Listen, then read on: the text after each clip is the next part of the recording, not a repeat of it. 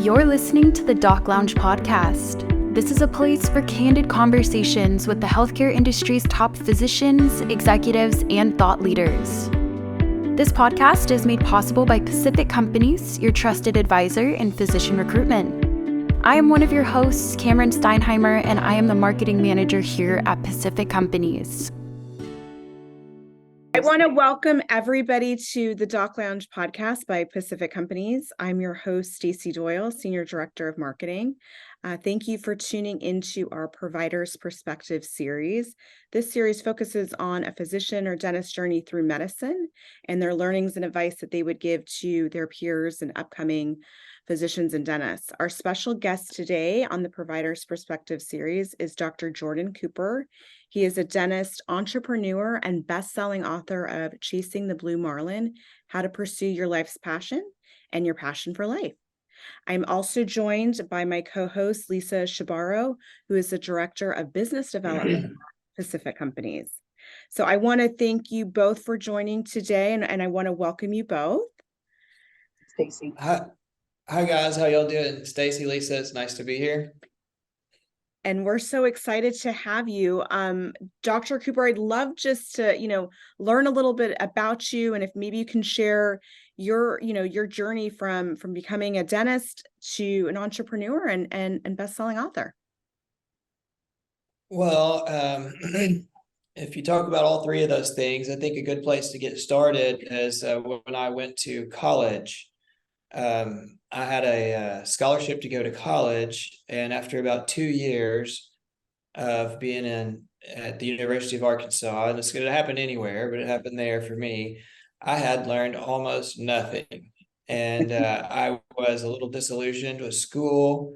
I was going to class, I had the grades, but I didn't know, I wasn't learning much. I felt like my experience was being wasted, and I was nowhere near choosing a path for a career. And I was kind of complaining about it to a friend of mine. And this person said, well, maybe you should go to a career counselor. And I said, a career what? Could they have those? And I went and met with, this is towards the end of my second year of school, I met with a career counselor. The first question when I walked in the door, he said, so what would you like to accomplish by the time you're 65? And here I am, I'm 19 years old, and I had no clue. How do you answer that question? I was just trying, my thought was, I was trying to party tonight, that's all that was, And so he said, well, I have a challenge for you. Why don't you go home, take an hour, sit down, and write 10 things you'd like to accomplish by the time you're 65. And this moment changed my life because I did that. And they were crazy things. They were things like make $1 million, learn a foreign language, live in a different country. And one of them on there was become a dentist. And another one was catch a big blue marlin. And so I came up with these 10 things, and I wrote them down and I hung them on my wall. And after about 2 or 3 years, I'd accomplished all of them but one. And so I was going into dental school. I had studied abroad in 3 countries. I had learned fluent Spanish. And I had done some entrepreneurial things, and so life was kind of going along, but I still had one of those goals to accomplish, and that helped me give direction for my life, and became the one of the principles in the book that I wrote later in life. That is so cool. I mean, to write it down and to really focus and have those 10 things as kind of your pillars that you're working towards. I just think that's so, it's just refreshing to hear. They were actually hung on the bathroom and the bathroom wall in my college apartment. So I had to look at them every day. Now tell us, what was the one that you found the most challenging of those 10 things that you put, obviously your heart and mind towards? Well, I kept striking out with the blue marlin. So that became like one of those things that ate at me. And then in the end, that ended up becoming the title of my book, after finally catching a big blue marlin. And I've caught more big blue marlins since then, metaphorically and physically. But it took me until I was 27 before I caught a big boy, put it in the boat. So that kind of plagued me for a while. And so I'm assuming that's really kind of the inspiration behind the book and the title. Obviously, there you can tell us a little bit about what the book is centered around, but I'd love to hear more about that. The book is really centered around pursuing your passion, but in order to pursue your passion, you can't just go all willy-nilly. It's good to have some organization, and it's good to sit down and have reflection and have your passion and the things you want to achieve reflect your values. And for me, it was not only financial goals, but family goals and goals that centered around things that I really enjoyed to do for fun, like fishing. So when you can combine all that and you can work towards it, since those 10 goals, and I accomplished them in a short amount of time, I have rewritten 10 more and 10 more and 10 more several times. And so it's pushed me well beyond my comfort zone over and over again, but it's allowed me to do some really incredible things in life. And so what I have had from that book, I've had hundreds of people reach back out and say, I set my goals, or I did this. I've had my patients come in and show me, they'll unfold their goal list and say, hey, I did this after I read chapter number 2, and those things, like, that means a lot to me. I can tell you honestly, sometimes you just have to write a book to process something. And for me, I needed to write that book for me. And after I wrote it, I really thought that it would be helpful for others. And so you kind of go back and retool it a little bit, and you get a publisher and you do that. But a lot of that was an exercise to process a lot of things that I had been through. So I actually wrote that book when I was 35, and I'm 43 right now. But a lot of it has to do with things that happened in my 20s. That's really, I've definitely heard, writing down and having that really kind of laser focus around goals can really, really help. And it sounds like for you, it's been an iterative process where, it's helping you focus and then achieve and then really move on and just kind of keep using that as almost your leap spring to the next set of goals. That's right. Even my kids, we do goals, and I tell them that the best feeling in the world is that check mark, feels really good. Satisfaction. Now, tell me a little, Dr. Cooper, obviously you started your career in dentistry, and I know that this is somewhat, it's also within your family. Tell me a little bit about your background there and kind of what you learned in dentistry, and then how that led into obviously some more of your entrepreneurial passions.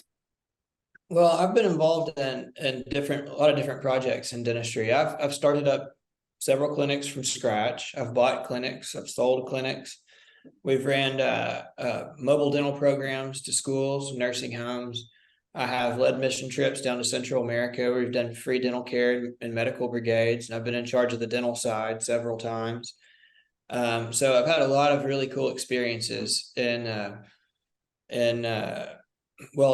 several countries, doing dental things. And then I'd had a social media company that I started in 2007. Doing Facebook for dentists. I believe I sold that in 2009. So I was really early to the game on that. But the reason I did that is we were using social media so much to promote our practice here. I was the only dentist in my whole town with a website at that time. So the social media was ripe for the picking. So we did that, and we were able to really grow our patient base during that time. And I thought, wow, if this is so good for my practice, I could probably pass this on to other people. So we made a business out of it. That was really fun. All those things really taught me, you can get in, and if you learn an industry, if you become an expert at something, you open a lot of doors. And a lot of that is spending, I think the author was is it Malcolm Gladwell, who talked about 10,000 hours maybe. Yeah. And I've put 10,000 hours into 3 things: dentistry, fishing, and Spanish. And so you become an expert at those things. And once you spend a lot of time in something, you see opportunities pop up. I'll give you an example. 2 or 3 years ago, I bought a URL called teledent.com just because I knew there would be teledentistry at some point. Well, the pandemic happened, and somebody cut me a check for that URL for $25,000 over on the East Coast, but I bought it for $10. And it just because I knew the industry and I was just kind of goofing around on the internet on GoDaddy, and I found that. And I think in life, that's just kind of a metaphor for the way life is. When you're an expert at something, opportunities just pop up. And if you're smart, you can play whack-a-mole with every one of them. You can, a lot of things you can do in life once you arrive to be an expert. And I probably won't be an expert at dentistry my whole entire life, because that's going to pass me by at some point. And so I think being an expert in more than one thing is actually a really healthy thing to aspire to. And I think it's really hard for people when you try to balance your life trying to become experts at things, because that means you spend a lot of focus over here, and a lot of these other little things can go by the wayside. And so that was a big challenge for me, how to blend those things into my life rather than try to compartmentalize, because people get so compartmentalized that the ones that aren't their number one priorities completely fall off. So I'm a father. I have, recreational things I like to do too, besides work. So pulling all that together, it takes focus. And a lot of that is setting your priorities. If you can't set your priorities and work towards those things in an organized way, you'll never get there. I like that. It's definitely the part of balance, and then also really kind of capitalizing on both what you're saying, what you studied, and what you're practicing from a medical standpoint, and then the business side. And so I'd love for you to kind of talk about, and share with our audience what kind of made you say, okay, let me also explore the business side of this, and not just just the practice piece. Well, when I started practicing dentistry, there was this magazine that came out, and looking back, I know now it was a paid ad magazine, but the first magazine, it was in 2006, one of the first ones that hit my desk. You get all these magazines start coming in once you start a dental practice, or you're a doctor or a dentist. You have the professional magazines that come in, and you just kind of go through them and throw them away. And this one stuck out to me, and it said something about the gloom or the looming. It was the glooming wave of corporate dentistry, and it was like a black magazine, like black like death, as in like this corporate dentistry is taking over your practice, and you should be scared. It's fear mongering, right? And so we had heard all these rumors of group practice, and the solo practitioners were going to, you go to the dental meetings at that time. I got out of school and went to a lot of dental meetings, and they were like, we're going to stand up to this corporate wave and, all these things. And it's a bunch of, single practice doctors. And, I just decided it didn't look like it was beatable. It was coming. And so instead of like trying to fight it, it was the way to how to ride that wave, And so I started setting up satellite practices while I was working here in this building with my dad. And I wasn't very busy here. He had a small practice for a lot of years. And so I started the satellite, and I worked it part-time, and I ended up getting an associate there, and that worked out great. And we're doing, $1.2 million within the first couple of years. And so I said, well, I could do that again. It's repeatable. So I picked another town, and I went there and did that same thing. And so over time, we had several practices, and nobody had come up with the term DSO, which means dental service organization, which is what we call a group now. And they weren't being done because the technology was really barely there to be able to manage a group and from a centralized location. And there were a few people doing it. So I did centralized management, and then I ended up selling that business in 2015. And so that was kind of the mindset was, okay, well, if I can't beat them, I'll join them, and this is what's coming. And we were all winging it back then. There was no blueprint, there was no model, there was nobody to copy. And so you make a lot of mistakes, which I did.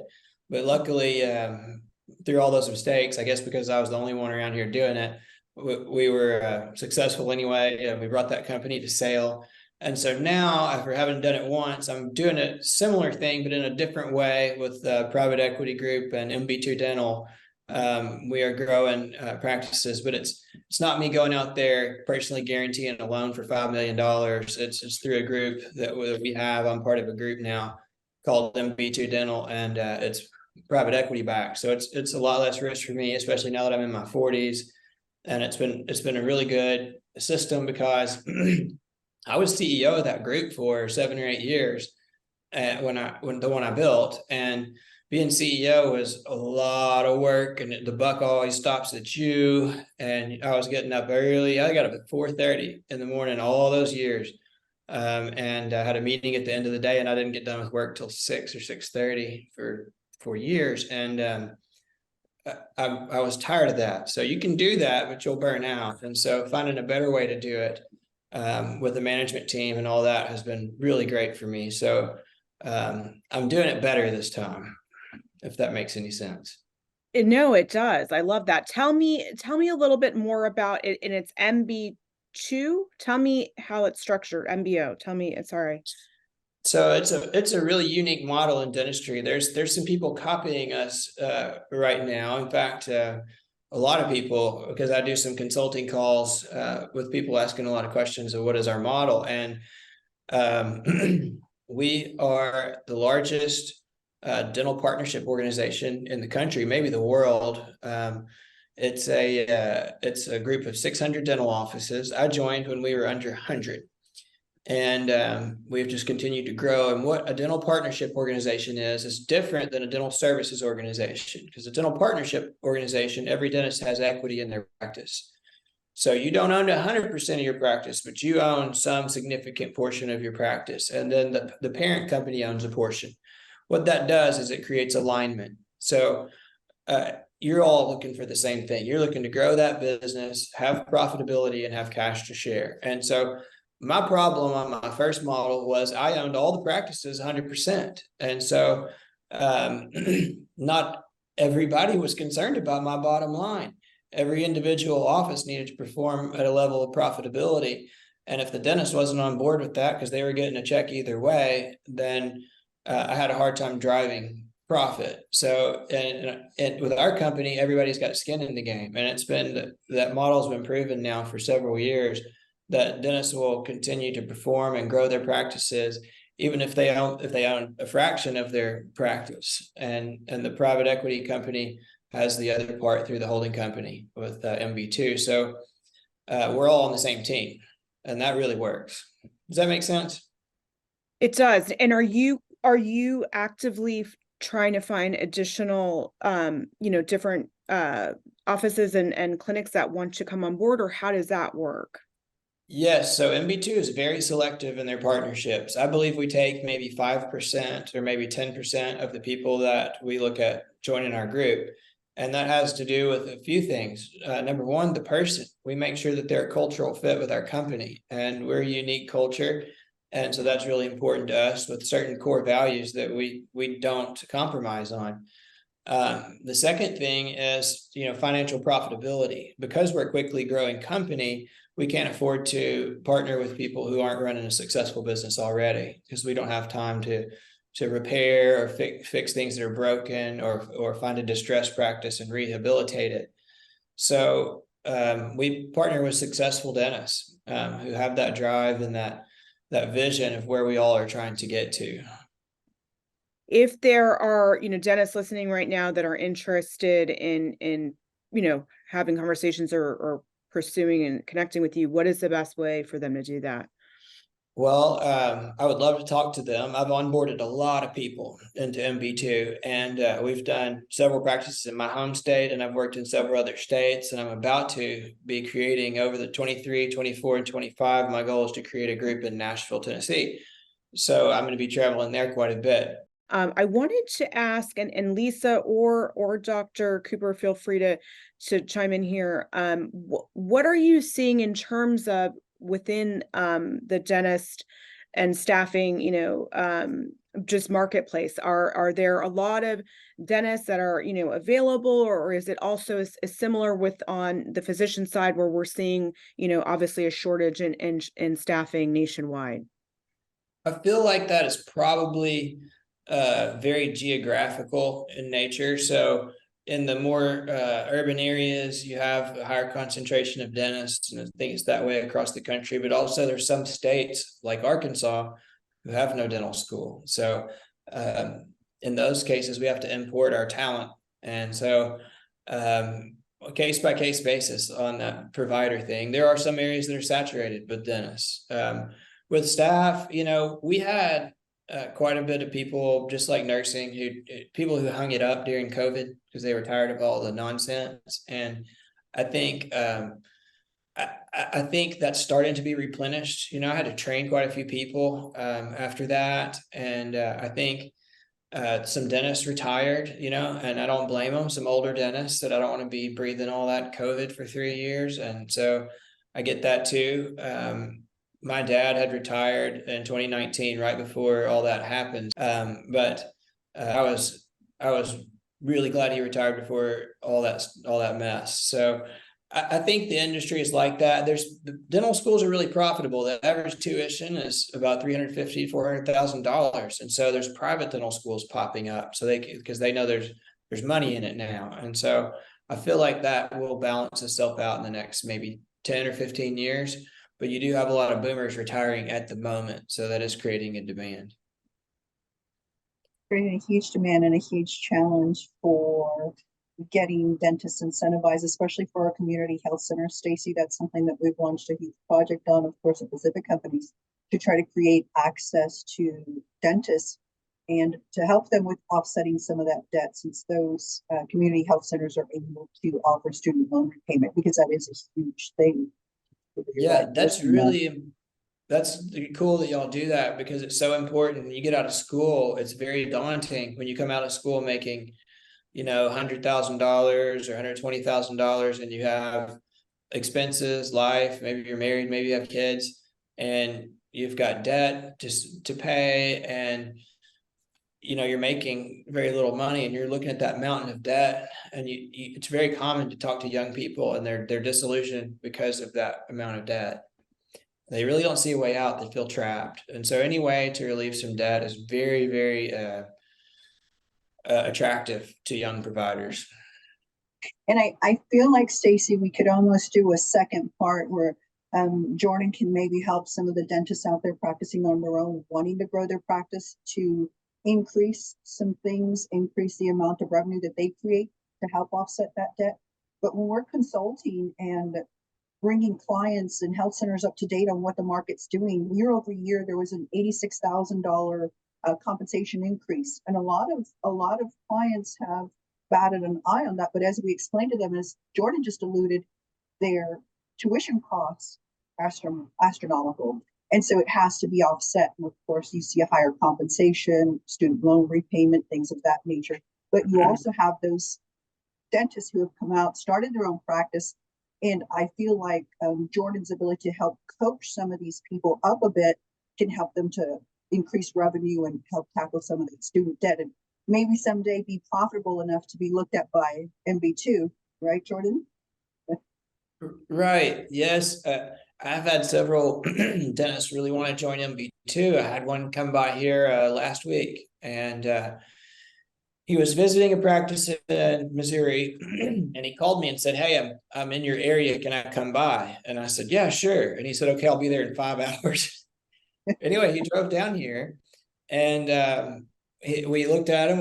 We talked about everything, but he didn't have any real employment history longer than 6 months. He bounced around a little bit.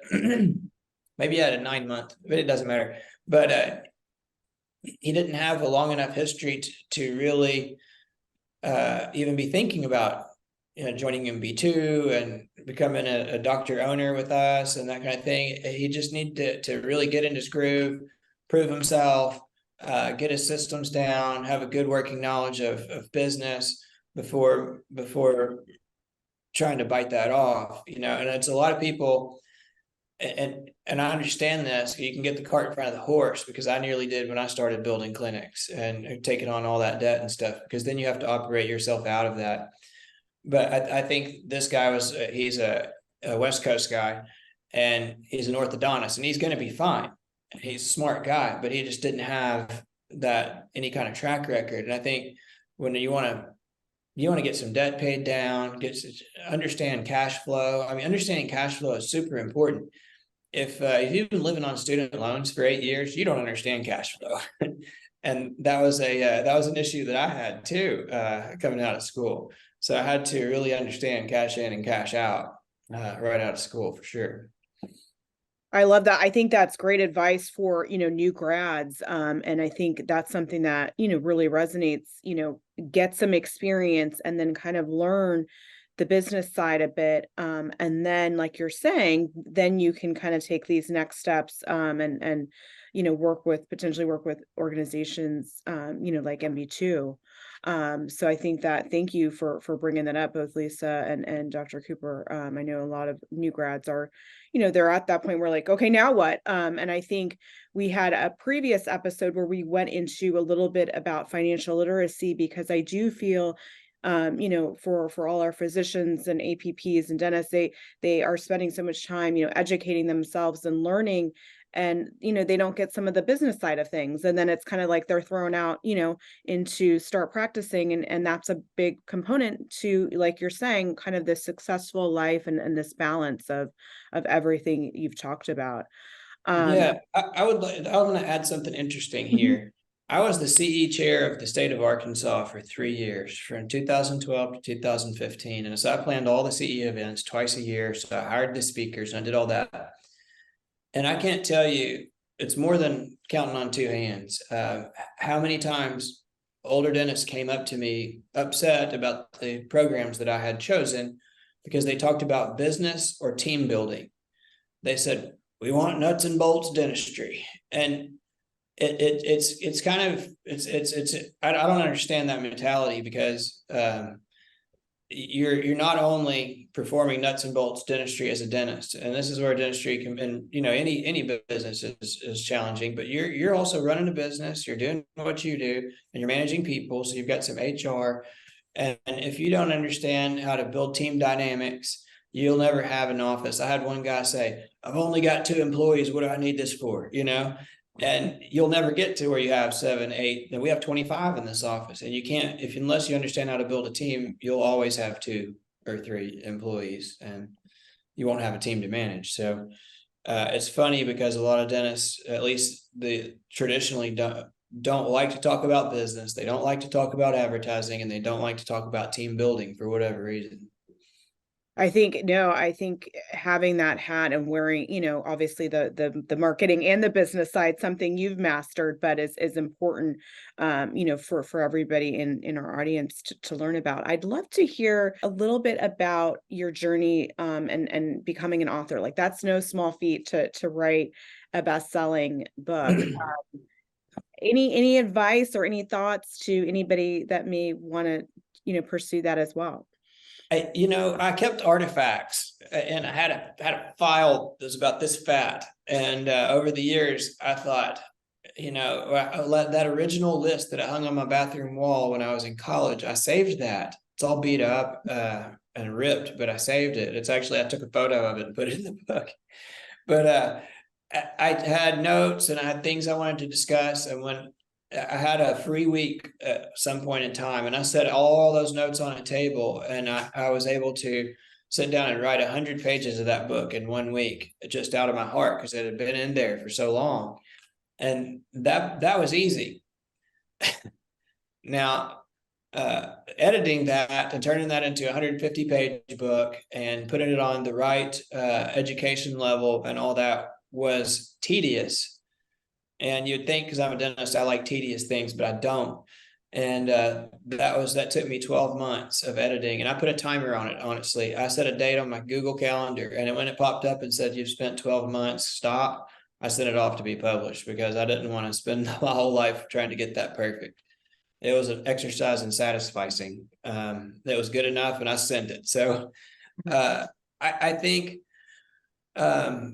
it's all stuff that I cared about. It's all stuff that I was passionate about. And it was stuff that I was saying to myself as much as I was saying it to anyone else. And so that made it easy to invest myself into the book. And I think as long as you're passionate about something and you feel it's something that you do know about, you can get involved in that and stay involved in it. I think it's when people are full of it, it's hard to finish a book if you don't really mean it, and finishing anything, whether it's a business deal or a book, the devil's in the last 5%, and getting it done. And that was the hardest part for me.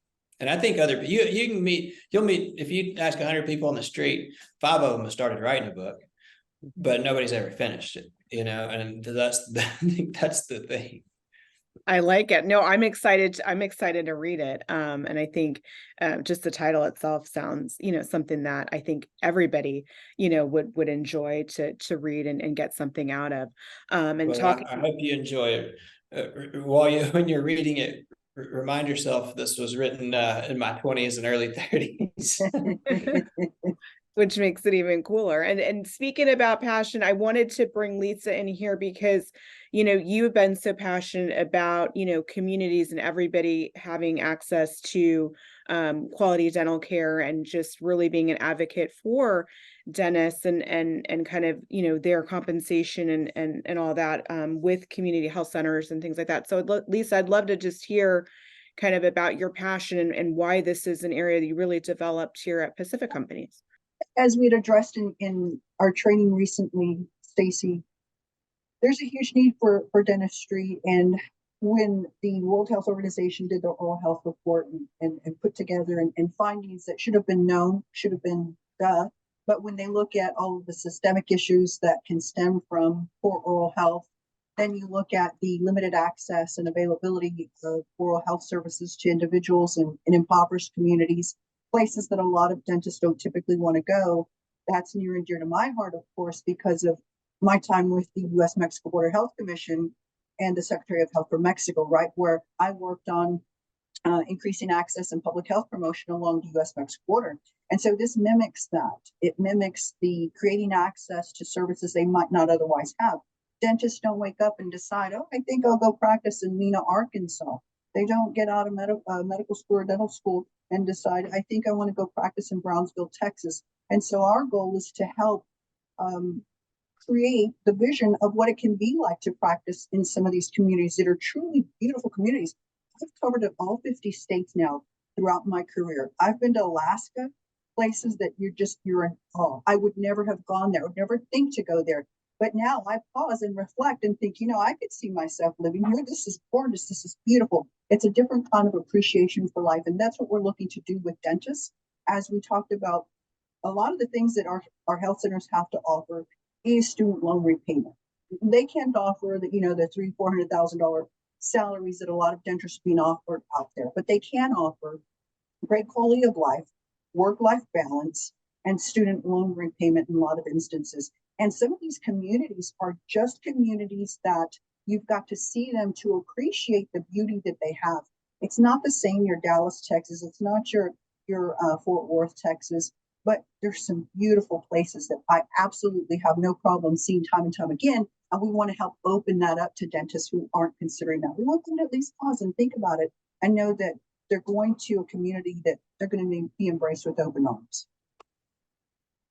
Well said. And thank you for really, being an advocate and just a visionary on that. And again, like you're saying, some of this information, it does make sense when you hear about it, how, linked oral health is to overall health and well-being and people not being able to have access to that. So we're so excited that you're leading that here, business development at Pacific Companies. Dr. Jordan, I would just like to leave the ending to you. Any last tips or pieces of advice for any dentist or anyone looking to, model themselves after kind of what you've done in your career? Oh, I would say don't model it after me. You have to pursue your passion. Everybody says that. And my passion is not teeth. And that's the honest truth. It's not. I like doing dentistry fine. I like doing mechanical things just fine. But I love people. And I've really enjoyed building this team here. So if you have to do a job and you're doing teeth, and I had this office that had 3 employees and now we have 25, I guess my passion in this business has actually been growing the team. And when I joined the team with MB2, I met a whole bunch of other me's out there, and that was great. I found my tribe, and there's something to be said for that. I would say pursue your passion, find your tribe, never quit. and you're gonna die. So do some stuff. I find it crazy that people sit around and watch TV. Okay, that's fine. I watch a little TV, but you're watching other people live their lives on reality shows. You're gonna die. So that has to create some sort of sense of urgency. Lisa, you're laughing at me. I see you. It has to create urgency in your life. It's truth, right? Sometimes you have to give the raw truth for it to really hit home. And you're absolutely right. Why spend it watching as the world turns? It sounds kind of morbid, but it crosses my mind at least once a day that I'm not going to be here forever. And so you have a limited, finite amount of time to do a lot of things. And so becoming efficient, setting those goals, checking them off one by one, all that stuff is going to give you a fuller life. Because when you get to the end of your life, if you've done all these things, you feel like you've lived 1 or 2 or 3 lives all jammed into one or more.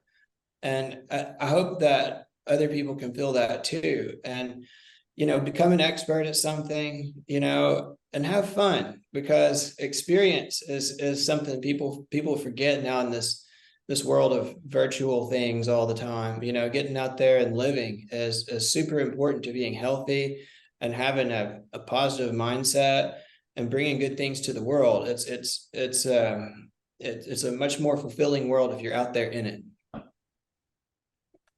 That is, I can't think of a better way to end this, and really just holistic health and well-being and just living your life. So thank you so much. And for our audience, again, the book that Dr. Cooper has authored is Chasing the Blue Marlin: How to Pursue Your Life's Passion and Your Passion for Life. So I want to thank you, Dr. Cooper, and Lisa. Thank you to all of our listeners. If you would like to be notified when new episodes air, make sure to hit that subscribe button. And a big thank you to Pacific Companies. Without you guys, this podcast would not be possible. If you would like to be a guest, please go to www.pacificcompanies.com. Thank you.